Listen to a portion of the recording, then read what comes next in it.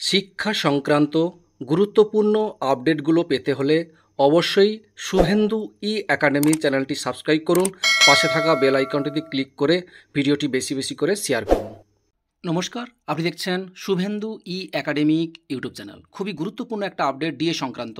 এবারে বকেয়া ডিএ দিয়েও রাজ্য সরকারি কর্মীদের সমস্যা বাড়ালো রাজ্য। দেখুন, এবার রাজ্য সরকারি কর্মীদের এক মাসের বকেয়া ডিএ দেওয়া নিয়ে বড় অভিযোগ উঠল। রাজ্য সরকারি কর্মচারীদের বকেয়া মহার্ঘ ভাতা দিয়েছে পশ্চিমবঙ্গ সরকার, এক মাসের এরিয়ার দেওয়া হয়েছে, আর সেটা নিয়েই অভিযোগ তুললেন রাজ্য সরকারি কর্মচারীদের একাংশ। তাদের দাবি, এটি নিয়ে ভবিষ্যতে কোনো সমস্যা হতে পারে, তাই অবিলম্বে সেই বিষয়টি ঠিক করা দরকার।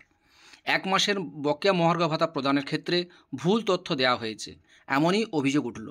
আসলে ডিএ এরিয়ার না দেখিয়ে দেখানো হয়েছে আইআর অর্থাৎ ইন্টারিম রিলিফ।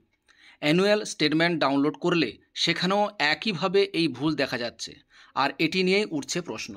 এই বিষয়ে শিক্ষানুরাগী ঐক্যমঞ্চের সাধারণ সম্পাদক কিঙ্কর অধিকারী বলেন, জুলাই মাসের স্যালারিতে এপ্রিল মাসের 4% ডিএ এরিয়ার হিসাবে দেওয়া হয়েছিল।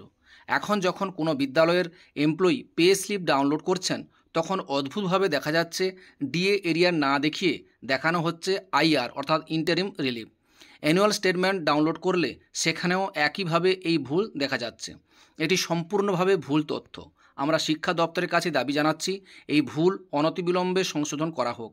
বিভিন্ন কাজে পে স্লিপ ব্যবহার করা হয়, সেখানে এই ভুল তথ্য কোনোভাবেই কাম্য নয়।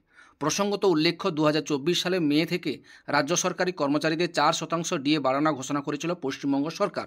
পরবর্তীতে মুখ্যমন্ত্রী মমতা বন্দ্যোপাধ্যায় ঘোষণা করেন, এপ্রিল থেকেই রাজ্য সরকারি কর্মচারীদের বর্ধিত ডিএ কার্যকর হবে। সেই মতো রাজ্য সরকারি কর্মচারীদের এক মাসের ডিএ এরিয়ার পাওনা ছিল, যার পরবর্তীতে বেতনের সঙ্গে প্রদান করা হয়। এই ছিল একটা আপডেট, আপনাদের সঙ্গে শেয়ার করলাম। ভিডিওটি দেখার জন্য অসংখ্য ধন্যবাদ।